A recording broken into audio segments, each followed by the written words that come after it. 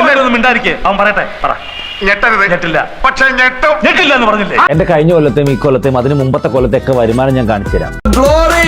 ഒന്ന് പറഞ്ഞാട്ടെ, പറഞ്ഞു കൊടുത്താട്ടെ. മറ്റേ പീഡഫൈൽ ചേട്ടൻ പറഞ്ഞില്ലായിരുന്നു 11 മാസം കൊണ്ട് ഞാൻ റിട്ടയർ ആയ കമ്പനി. ആ ചെറിയൊരു വൃദ്ധസദനം 2023 ഉണ്ടാക്കിയത് ഏകദേശം 729,160 പൗണ്ട്സാണ്. ഇങ്ങനെ എന്തെങ്കിലുമൊക്കെ പറയുമ്പോഴേ എന്റെ മനസ്സിനൊരു സന്തോഷം ഉണ്ടാവുള്ളൂ. അതുപോലെ തന്നെ 2024 ഉണ്ടാക്കിയത് 1.7 മില്യനും, ഏകദേശം ഇന്ത്യൻ റുപ്പി 21 കോടി വരും. ഇദ്ദേഹം വലിയൊരു കോടീശ്വരനാണ്. അതെ അതെ. എന്തുകൊണ്ട് ഇങ്ങനെ കാണിക്കുന്നത് വെച്ചിട്ടുണ്ടെങ്കിൽ ഇത് പബ്ലിക്കിൽ കൊടുക്കാൻ പറ്റുന്ന റെക്കോർഡാണ്. പക്ഷേ നിങ്ങൾക്ക് വിശ്വസതയുള്ള, എനിക്ക് വിശ്വസതയുള്ള ഇവിടുത്തെ ഇൻഫ്ലുവൻസേഴ്സിനെ ടാഗ് ചെയ്യുകയാണെങ്കിൽ അവർക്ക് ഇത് വന്ന് വെരിഫൈ നിങ്ങളോട് പറയാവുന്നതേ ഉള്ളൂ. കാര്യം സത്യമാണെങ്കിലും എനിക്ക് അംഗീകരിച്ചു കൊടുക്കാൻ പറ്റുമോ? പിന്നെ മറ്റേ ചേട്ടൻ പറഞ്ഞ മറ്റേ രണ്ടാമത്തെ അക്കൗണ്ട് സോപ്പും പത ഉണ്ടാക്കുന്ന കമ്പനി ഓട്ടോസ്പ എക്സ്പ്രസ്, അതിന്റെ അക്കൗണ്ട്സ് ഇപ്പൊ കാണിച്ചു തരാം. എന്തിനടാ ബാബു ദൈവം നിനക്ക് ഇത്രയും ആത്മാർത്ഥത തന്നത്? അതാ സാർ എനിക്ക് മനസ്സിലാകാത്തത്. ഞാൻ ചോദിച്ചായിരുന്നല്ലോ ആ കമ്പനിയിൽ എന്തുകൊണ്ടാണ് 0 എംപ്ലോയീസ് എന്നുള്ളത്. ആ കമ്പനി അധികം എമൗണ്ട് ഒന്നും ഉണ്ടാക്കിയിട്ടില്ല. അതായത് 109,320 ആണ് കഴിഞ്ഞ കൊല്ലം അത് ഉണ്ടാക്കിയത്. അത് ഞാൻ ഫയൽ ചെയ്തിട്ടുണ്ട്. അത്രയും പൈസ ഉണ്ടാക്കാൻ ഞാൻ ഒറ്റയ്ക്ക് മതി. ഒരു ഭാഗ്യം. ഇതൊക്കെ എന്ത്? പക്ഷെ ഇതൊന്നും കൂടെ അതൊരു പേഴ്സണൽ ഇൻകം കൂടി എനിക്കുണ്ട്. അതായത് കണ്ടോ ഈ സംഭവം, അതിൽ കഴിഞ്ഞ കൊല്ലം ഞാൻ ഉണ്ടാക്കിയതിൽ ഞാൻ പേ ചെയ്ത ടാക്സ് എമൗണ്ട് ആയത് ഏകദേശം ഇന്ത്യൻ റുപ്പി 16 ലക്ഷം വരും. എല്ലാവരോടും എനിക്കൊന്നേ പറയാനുള്ളൂ, ഇതൊരു മഹാസംഭവമാണ്.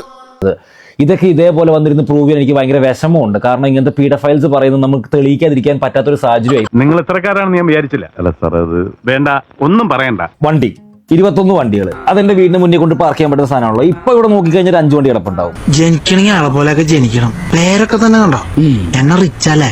പക്ഷേ ഈ കാണുന്ന എന്റെ 10ാം ക്ലാസ്സിന്റെ സർട്ടിഫിക്കറ്റ് അല്ല.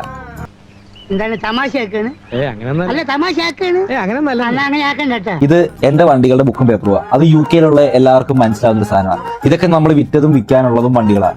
വെറുതെ ഒരു വാക്ക് വിശ്വസിക്കുകയല്ലോ മിസ്റ്റർ മുകുന്ദൻ, തെളിവുകളല്ലേ നമുക്ക് പ്രധാനം. ഇതൊക്കെ ഞാൻ ഇതുവരെ വിറ്റിട്ടുള്ള എല്ലാ വണ്ടികളുടെ കണക്ക് മാത്രമുണ്ട്. എല്ലാം കൂടെ കൂട്ടി ഒരുപാട് വരും. ആ ഇൻകം വെരിഫൈ ചെയ്യാൻ വരുന്ന ചേട്ടന്റെ പുള്ളിക്ക് ഇത് കാണിച്ചു തരാം. ഇത് എന്നെ ഉദ്ദേശാണ്, എന്നെ തന്നെ ഉദ്ദേശാണ്, എന്നെ മാത്രം ഉദ്ദേശാണ്. പിന്നെ ചേട്ടൻ പറഞ്ഞ മറ്റേ MOT ഇല്ലാത്ത വണ്ടിയുടെ കേസ് ചേട്ടൻ ടീമോട് ഫയൽ ചെയ്തിട്ടുണ്ടായിരുന്നല്ലോ. അത് പൈസ കൊടുക്കാഞ്ഞിട്ട് കിടക്കുകയല്ല, അത് അതിന് പാർട്സ് കിട്ടാത്തതുകൊണ്ട് കിടക്കുക. എന്റെ ഭാഗത്തും തെറ്റുണ്ട്. മോട്ടോർ വെഹിക്കിൾ ആക്ട് പ്രകാരം കാർ വരുമ്പോൾ ഒരിക്കലും ലെഫ്റ്റ് സൈഡിൽ ഇരിക്കാൻ പാടില്ല, മാറിയിരുന്നേക്കാം. എല്ലാവർക്കും അറിയുന്ന ഒരു സംഭവമാണ്. അതില് എന്റെ personal expense to year is 155,000. Over smart ആവുന്നല്ല, ഗതികേട് കൊണ്ടാ. ഇത്രയും പൈസ എനിക്ക് ഇങ്ങനെ ഉണ്ടാക്കി ഇങ്ങനെ ചെലവാക്കാമെങ്കിൽ റെന്റ് അടയ്ക്കാൻ എനിക്ക് അറിഞ്ഞൂടെ കുട്ടാ.